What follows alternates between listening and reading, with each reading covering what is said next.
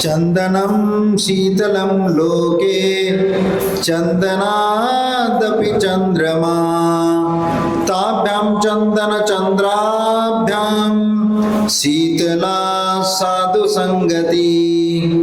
नीतिकारों ने कहा है कि इस लोक में सबसे शीतल वस्तु यदि कोई है तो वह है चंदन। जब गर्मी के आताप से पीड़ित व्यक्ति हो जाता है तो चंदन का लेप लगा लेते हैं तो उसकी गर्मी शांत हो जाती है। इसीलिए वह लोक में चंदन सबसे शीतल वस्तु है। चंदनादपि चंद्रमा, उस चंदन से भी यदि कोई शीतल वस्तु है तो वह है चंद्रमा।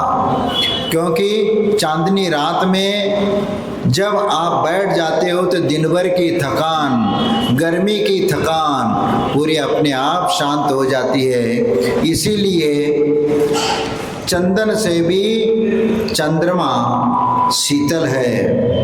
और ताभ्याम चंदन चंद्राभ्याम, और चंदन और चंद्रमा इन दोनों से यदि कोई शीतल वस्तु है तो शीतला साधु संगति, शीतला साधु संगति, साधुओं की संगति उससे भी शीतल है। क्योंकि इस लोक में सबसे शीतल वस्तु चंदन है, चंदन से भी चंद्रमा शीतल है। और चंदन और चंद्रमा इन दोनों से यदि शीतल कोई है तो वह है साधु की संगति।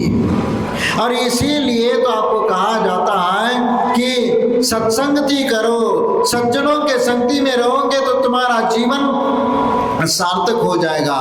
क्योंकि जब आप सत्संग में रहते हो तो सत्संग के सानिध्य का लाभ प्राप्त करके अपने जीवन में भी सज्जन पुरुष के समान अपना आचार विचार का पालन करना शुरू कर देते हो। जिस प्रकार जो व्यक्ति जिस प्रकार के संसर्ग में चला जाता है वह उसी प्रकार के गुण दोषों को प्राप्त कर लेता है। इसलिए संसर्ग जा दोष गुना संभवंती, ये हमारे आचार्यों ने कहा है कि जिस प्रकार का संसर्ग और सानिध्य होता है उसी प्रकार के गुण दोषों को ये प्राप्त कर लेता है। और इसीलिए यदि आप अपने बच्चों के ऊपर संस्कार करना चाहते हो तो किस प्रकार का संस्कार करना चाहते हो? यदि सज्जनों के सानिध्य का संसर्ग कराना चाहते हो या किसी दुर्जन के व्यक्ति के साथ संसर्ग में रखना चाहते हो, क्योंकि आप जिस प्रकार के सानिध्य में अपने बच्चों को रखेंगे उसी प्रकार के संस्कार उसके बच्चों के मन पर होता है। और इसीलिए हमें इस बात का भी ध्यान रखना है, क्योंकि जो जिस प्रकार की संगति में, जिस प्रकार एक उदाहरण बताया है कि एक लुकमान हकीम था और वह मरणासन्न था। अपने जीवन में अपने बच्चों के लिए बहुत सारे संस्कार उन्होंने दिए, बहुत सारी शिक्षाएं दी और बहुत सारा ज्ञान दिया। लेकिन आखिरी समय था तो बेटा पिता के आज्ञाकारी था, उनके चरणों में आया और पिताजी से पूछता है कि पिताजी बताइए आपका आखिरी मनसा क्या है, आखिरी इच्छा क्या है, मैं उसको पूरा करना चाहूँगा। और यदि और भी कुछ शिक्षा यदि बाकी रह गई हो तो आप यदि मुझे समझाना चाहते हो तो आप बता दीजिए। उन्होंने बोलने की क्षमता नहीं थी, इशारा कर लिया। वह भीतर चला जाता है, एक मुट्ठी भर चंदन का बुरादा लेकर के आता है। फिर वह कहता है कि पिताजी मैं चंदन लेकर के आ गया। फिर दूसरा इशारा कर लिया, पुनः वह भीतर चला जाता है और भीतर जा कर के मुट्ठी भर कोयला लेकर के आ जाता है। और इसके उपरांत पिताजी के सामने प्रस्तुत हो जाता है और कहता है कि पिताजी हमने दूसरा काम भी कर लिया, बताइए अब क्या करिए। उनने कहा कि फेंक दीजिए, और उनने दोनों फेंक लिया। फिर कुछ समझ में आया, पिता ने संकेत किया तो उसको कुछ समझ में नहीं आया। पिताजी आप कहना क्या चाहते हैं? आपने चंदन का बुरादा लिया है, हमने चंदन का बुरादा लिया है। कोयले का बुरादा लाने के बोला, कोयले का बुरादा लाया। आपने फेंकने के लिए कहा तो मैंने फेंक भी दिया, लेकिन इसके बावजूद आप कहना क्या चाह रहे हैं मुझे कुछ समझ में नहीं आ रहा है। उनने कहा कि देखो आप अपना हाथ खोल दीजिए और देखो उसमें कुछ नजर आ रहा है क्या। उन्होंने कहा कि पिताजी आपका खाली तो मुट्ठी तो खाली हो गई, अब तो हाथ में तो कुछ है ही नहीं है, फिर भी देख लो कुछ नजर आ रहा है क्या नहीं आ रहा है। थोड़ा सा दाया हाथ जिसमें चंदन का बुरादा था, थोड़ा सा नाक के पास ले जा करके देख लीजिए, उसमें चंदन की महक अभी भी उस हाथ में आ रही थी। और जिस हाथ में कोयला का बुरादा लेकर के आया था वो हाथ में कुछ नजर आ रहा है क्या? उसमें तो कुछ नहीं, लेकिन कालीमा नजर आ रही है। बस यही तो मैं बता रहा हूँ कि चंदन का बुरादा जिस हाथ में था वह फेंकने के बाद भी वह हाथ महक रहा है। चंदन के संसर्ग में आया हुआ हाथ वह सुगंधित कर रहा है, और जहां पर आकाश में आपने चंदन को फेंका है उस चंदन की महक से भ्रमर भी आ करके उस चंदन का गंध ले रहे हैं। और जहां पर जिस हाथ में आपने कोयला था और कोयले को फेंक दिया, अब फेंकने के बाद वहां तो जो भी है तो वो बचने का प्रयास करेगा, भैया हमारे मुंह के ऊपर चेहरे के ऊपर कोई कोयले का वो बुरादा ना गिर जाए, कोई चेहरा काला ना हो जाए। लेकिन तुम्हारा हाथ तो काला हो चुका है। यही तो सज्जन और दुर्जन के लक्षण होते हैं, क्योंकि जिस सज्जन के साथ तुम्हारा संसर्ग हो जाता है वह सज्जन व्यक्ति का जीवन भी उस चंदन की तरह वह महकता है, और दुर्जन के संगति में यदि रहोगे तो दुर्जन के संसर्ग में तुम्हारे गुण भी दुर्गुणी हो जाते हैं। और इसीलिए तुम्हें किस संसर्ग में रहना है तुम्हें तय करना है, क्योंकि चंदन की बुरादा में जिस प्रकार महक छिपी हुई है उसी प्रकार सज्जन के व्यक्ति के संसर्ग में भी वह महक छिपी हुई है। क्योंकि सज्जन व्यक्ति जब तक वह रहता है उनके संसर्ग में रह करके आप उनके गुणों को ग्रहण कर लेते हो और उनका संसर्ग पा करके अपने जीवन में भी कुछ परिवर्तन कर लेते हो। लेकिन जब वह इस संसार से भी चला जाता है तो भी उस सज्जन पुरुष का गुणगान होता रहता है, क्योंकि सब लोग उनका आदर्श प्रस्तुत करते हुए कहते हैं, क्योंकि वह व्यक्ति जब तक जिंदा रहा तब तक तो लोगों को वह सन्मार्ग पर लगाने का प्रयत्न किया, और वह चला गया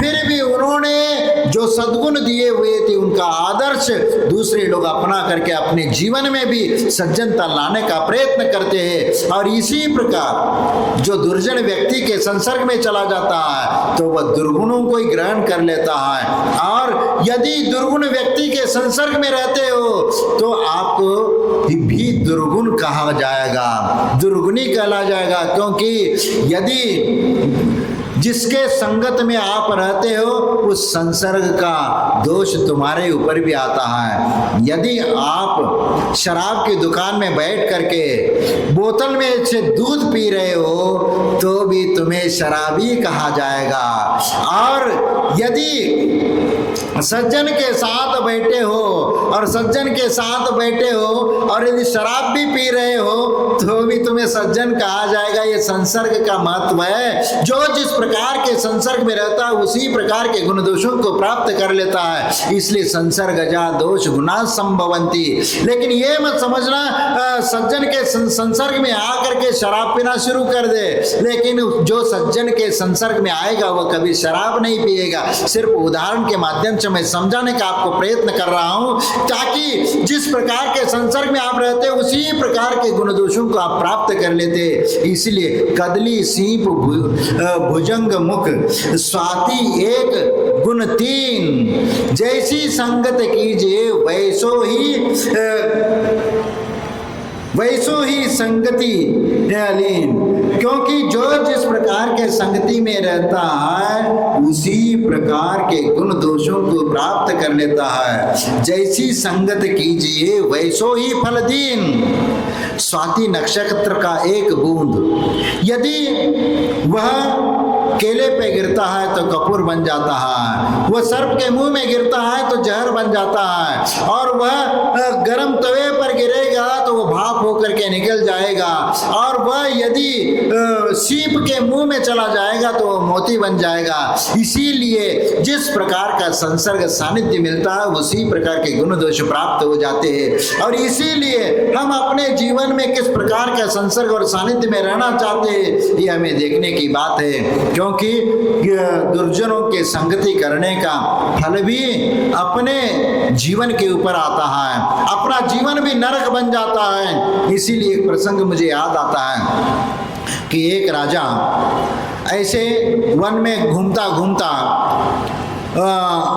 वह एक स्थान पर पहुंच जाता है। गर्मी का समय था, इसलिए एक विशाल वटवृक्ष का पेड़ था, तो उसके नीचे जा करके वह बैठ जाता है और थोड़ा सा विश्राम करने लगता है, और वह छाया में विश्राम करने लगता है। और उसी पेड़ के ऊपर एक हंस पक्षी रहता था, और वह हंस पक्षी एक धर्म का प्रतीक माना जाता है। लेकिन वह हंस पक्षी, उसने देखा कि मध्याह्न का सूर्य आया है और सूर्य की किरणें पेड़ के बीच में से निकलती हुई वह राजा के चेहरे पर आ रही है, और वह हंस समझ गया था ये कोई सामान्य व्यक्ति नहीं, एक राजा है, और राजा विश्राम कर रहा है और उसके सूर्य की किरणें उनके चेहरे पर गिर जाएगी तो उसने सोचा कि उसकी नींद खुल जाएगी और थकान दूर नहीं हो पाएगी। इसलिए उन्होंने अपने पंखों को फैला करके जिस तरफ से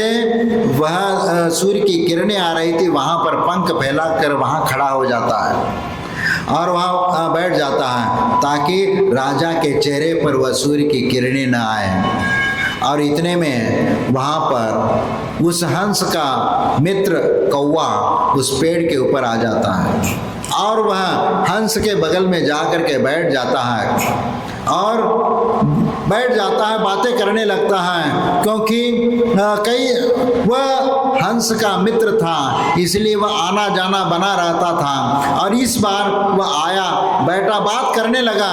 बात करते करते उन्होंने वीट कर ली, और जैसे वीट करी तो वीट सीधा राजा के चेहरे पर जाकर के गिर जाती है। और जैसे ही राजा के चेहरे पर गिरा और इधर तो कौवा वो वीट किया और वहां से उड़ करके चला गया, और राजा के चेहरे पर जैसे ही वह वीट गिरा वैसे वह हड़बड़ाते हुए उठा और ऊपर की ओर देखा तो वह हंस पक्षी था। इसीलिए आव देखा न ताव देखा, सीधा उन्होंने बाण खींचा और वह हंस को दे मारा, और वह बाण सीधा हंस के पेट में जा करके लग जाता है और हंस घायल होकर के वहीं पर नीचे आकर के गिर जाता है, और वह नीचे गिर जाता है और घायल होकर के गिर जाता है। तब वह हंस वह राजा से कहता है, किया काक का संग राजन, ऐसी गति हुई, अंग हो गया भंग, नष्ट भ्रष्ट सब मति हुई। क्योंकि उसकी मति भ्रष्ट हो गई थी, इसीलिए कहा है कि संसर्ग जिस प्रकार के जिसके साथ करोगे उसके सानिध्य से तुम्हारा दुर्गति प्राप्त होगी। इसीलिए अकाल चर्या विश्वांच गोष्ठी, कुमित्र सेवा न कदापि कुर्यात्, पशांड जनम पद्म वने प्रसूतम, धनुर्विमुक्तेन शरीरेण भिन्नम। देखो, पद्म सरोवर में जन्म लेने वाला यह हंस, वहाँ उसका जन्म होता है और उसमें विचरण करने वाला होता है पद्म सरोवर में। और अकाल चर्या विश्वांच गोष्ठी, कुमित्र सेवा न कदापि कुर्यात्। इसीलिए कहते अकाल में कोई चर्या नहीं करना चाहिए, और किसी विपरीत व्यक्ति के साथ कोई अपनी जिंदगी के कहानी और चर्चा नहीं करनी चाहिए, और कुमित्रों की सेवा नहीं करना चाहिए, कदापि नहीं करना चाहिए। देखो, जिस प्रकार पशांडजम, अंडजम यानी हंस पक्षी जो पद्म वने प्रसूतम, वह कमल सरोवर में उसका जन्म लिया किया, लेकिन काक के संसर्ग में आ करके वह धनुर्विमुक्तेन शरेण भिन्नम, वह धनुष बाण के द्वारा उसका शरीर छिन्न भिन्न हो जाता है। और इसीलिए संसर्ग करो तो ऐसे संसर्ग करो जो सज्जनों की संगति में रह करके अपना आत्मा का उद्धार करने का प्रयत्न करो, और उसी में उस संसर्ग से तुम्हारा आत्मा का उद्धार हो सकता है। क्योंकि कहा भी जाता है कि कबीरा संगत साधु की, जो गंदी को वास, जो कुछ गंदी दे नहीं तो भी वास सुवास। क्योंकि कबीरा कहते हैं साधु की संगति में जा करके बैठोगे, साधु यदि कुछ भी नहीं बोल रहे, कुछ भी कह नहीं रहे, कुछ उपदेश भी नहीं दे रहे, फिर भी आप उनके चरण सानिध्य में जा करके बैठो तो जो कुछ गंदी दे नहीं तो भी वास सुवास। क्योंकि सज्जनों के संगति में बैठेंगे, उस साधु के चरणों में बैठोगे तो निश्चित तुम्हारे परिणामों में पवित्रता आएगी।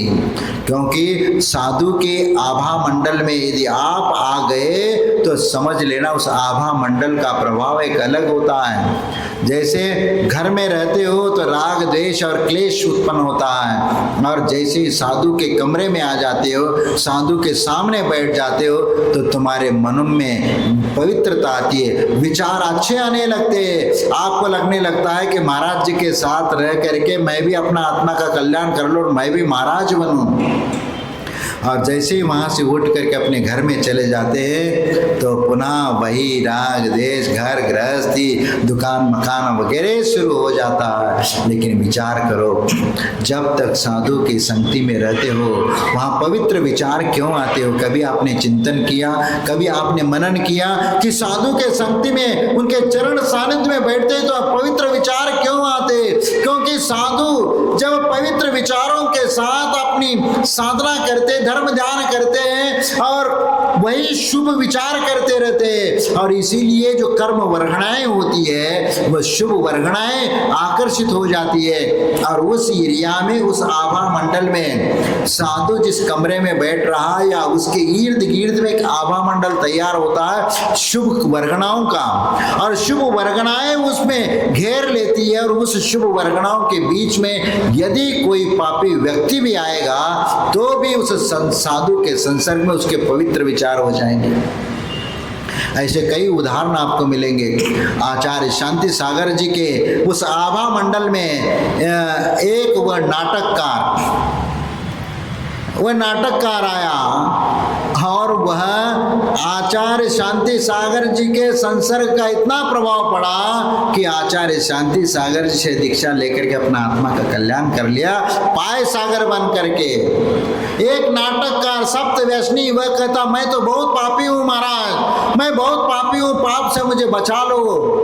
वह आचार्य शांति सागर जी के चरणों में जाकर के बैठ जाता है और अपना दुखोटा रोने लगता है। और आचार्य शांति सागर जी ने एक भव्य व्यक्ति समझ करके उसके लिए संबोधन किया और उसकी अंतरात्मा पवित्र देख करके उनके लिए दीक्षा दी और पाय सागर नाम रखा। देखो, और उस पाय सागर जब प्रवचन करते थे तब ऐसे हजारों लोग उनके प्रवचन में आकर के बैठ जाते थे, क्योंकि एक कलाकार, नाटककार, और वह नाटक का अनुभव, और जब प्रवचन करने बैठे तो उनके प्रवचन सुनने के लिए ऐसी वक्तृत्व कला उनकी थी कि ऐसे हजारों लोग उनके प्रवचन सुनने के लिए आते थे। यही तो होता है कि एक सत्संग का प्रभाव ऐसा पड़ा कि एक पापी भी परमात्मा की मार्ग पर आ गया और वह भी अपने जीवन से औरों को भी वह पवित्र करने में लग गया। इसीलिए संसर्ग का बहुत बड़ा महत्व होता है। अपने बच्चों को आप कैसे संस्कार दे रहे हो, किस स्कूल में आप डाल रहे हो, और उस स्कूल में किस प्रकार का संस्कार दिया जाता है, ये महत्वपूर्ण होता है। क्योंकि आजकल कुछ ऐसे स्कूल है जो भारतीय संस्कृति से भिन्न कुछ संस्कार दिए जाते हैं, और बड़े हो करके करके वो बच्चे उसी वही ध्यान रखेंगे, वही दृष्टांत याद रखेंगे। यदि कोई व्यक्ति जिस स्कूल में पढ़ रहा है उस स्कूल में वह किस प्रकार के भारतीय संस्कृति से विपरीत संस्कार या उदाहरण दे रहा है, वह उदाहरण हमेशा जिंदगी भर याद रखता है। बचपन में जो दृष्टांत बच्चों को सिखाते हो, कहते हो, वही बच्चे याद रखते हैं। बड़े होने के उपरांत वह यदि एक प्रोफेसर बना या कोई शिक्षक बना तो वह उन्हीं उदाहरणों से बच्चों को सिखाएगा और फिर वही संस्कार, यानी एक पीढ़ी बदल गई तो आने वाली पीढ़ी अपने आप बदलती जाती है। और इसीलिए सबसे महत्वपूर्ण यही है कि हम बच्चों को कैसे संस्कार दिए और किस प्रकार संस्कार दे करके बच्चों को सन्मार्ग पर लगाएं। क्योंकि कहा जाता है कि संसर्ग का प्रभाव और कैसे पड़ता है कि अहो दुर्जन संसर्गात मान हानि पदे पदे पावो को लो संगे न मुदगरे अभियन्यते। देखो दुर्जनों की संगति का प्रभाव कैसे पड़ता है। जिस प्रकार अग्नि के संसर्ग में आकर लोहा लाल हो जाता है और लाल होने के उपरांत मुदगरे अभियन्यते, और हथौड़ा से वो पीटा जाता है। अग्नि भी, लोहे के साथ अग्नि भी पीटी जाती है, क्योंकि अग्नि के संसर्ग में लोहा आ गया तो लोहे के संसर्ग में अग्नि आ गया तो हथौड़े के द्वारा अग्नि भी पीटी जाती है। इसी प्रकार दुर्जनों के संसर्ग में हमारी भी क्षण क्षण पर कदम कदम पर हमारे मान हानि होने लगती है। और इसीलिए क्योंकि हर जगह जहां पर भी जाओगे तो कहेंगे अरे ये तो पापी है, ये तो दुर्गुणी है, ये तो शराबी है, ये तो व्यसनी है, इसी प्रकार के बातें होने लगती है तो लोग उससे दूर रहना पसंद करते हैं। और इसीलिए हम किसी के संसर्ग में आते हैं तो हमें इतना ध्यान रखना है कि हमारे साथ साथ दूसरों का भी उद्धार हो, क्योंकि हम अपना आत्म कल्याण करना चाहते हैं तो उसके साथ साथ दूसरों का भी कल्याण हो। क्योंकि तू भगवान है, तुझ में ज्ञान भरा, उसी ज्ञान से अपने आप को जान जरा, क्योंकि तेरे भीतर भगवान बनने की योग्यता है और उस योग्यता को जानो, समझो और उसको आत्मसात करिए और उस ज्ञान को दूसरों को भी देने का प्रयत्न करो और उससे दूसरों का भी भला होगा और तुम्हारा भी भला होगा। इसीलिए धर्म प्रभावना की बात आती है तो एक गृहस्थ भी धर्म की प्रभावना करता है और एक साधु भी एक धर्म की प्रभावना करता है। श्रावक अपनी 6 आवश्यक क्रियाओं का पालन करते हुए, दान धर्मादि करते हुए, पूजा पाठ और अनुष्ठान आदि करते हुए वह जिन शासन की प्रभावना करता है और साधु ज्ञान और चारित्र के माध्यम से वह धर्म की प्रभावना करता है। और इसीलिए ऐसे सत्संग में रहने का यही तो प्रभाव होता है कि देखो आज चातुर्मास सत्संग में हुआ और वह भी साधु के सानिध्य में हुआ तो कितने लोगों ने इसका लाभ उठाते अपने जीवन में कुछ सीखने का प्रयत्न किया, कुछ अच्छा गुण ग्रहण करने का प्रयत्न किया। जो प्राप्त करना चाहा, जो सानिध्य का लाभ उठाना चाहा उनने ले लिया, जिसको नहीं लेना उसकी बात नहीं है यहाँ पर। लेकिन जितने भी आए, जिन लोगों ने भी सानिध्य में आया, 4 महीने उसके कैसे गुजरे उनको भी मालूम नहीं होगा। कितना सुखद और आनंद के रूप में वह व्यतीत हुआ और यही तुम्हारी जिंदगी का एक अच्छा समय माना जाता है। और इसको याद करके तुम अपने जीवन में सुखदता महसूस करोगे कि हमारे यहाँ पर भी एक मुनि महाराज का चातुर्मास हुआ था, उनके सानिध्य में हमने ये कुछ प्राप्त कर लिया, मैंने ये त्याग किया और मैंने ये स्वीकार किया, ये नियम ग्रहण कर लिया, आदि बातों को स्मरण आपको जिंदगी भर रहेगा। और जिस समय आप समाधि को ग्रहण करेंगे, जब आखिरी समय होगा उस समय इन क्षणों को याद कर लेना।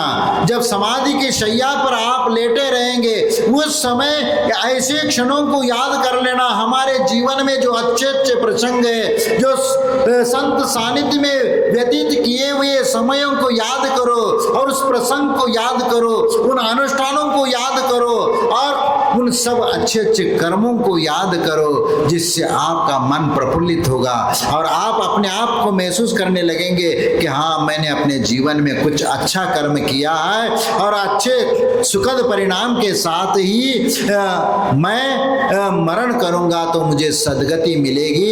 यह उसको विश्वास हो जाता है और इसी विश्वास के साथ यदि करेगा तो सद्गति तो निश्चित है। इसीलिए आखिरी समय में जब भी, और इन प्रसंगों को हमेशा याद करते रहना। और आचार्य कुंद महाराज साधु के लिए भी कहा है, दीक्षा समय को हमेशा याद करते रहना चाहिए। क्यों दीक्षा समय को याद करना? क्योंकि आपके जीवन का वह एक बहुत अच्छा शुभ अवसर होता है और उस समय आपकी जो विशुद्धि होती है वह सप्तम गुणस्थान के योग्य विशुद्धि होती है। और इसीलिए दीक्षा के समय आचार्य परमेश टीवी उस साधु को वंदना करते हैं। आचार्य परमेश टीवी अन्य समय में तो आशीर्वाद देंगे, लेकिन दीक्षा लेने वाला वह साधक को वह उसकी विशुद्धि सप्तम गुण स्थान की होती है, इसलिए आचार्य परमेश टीवी उस समय उनको वंदना करते हैं।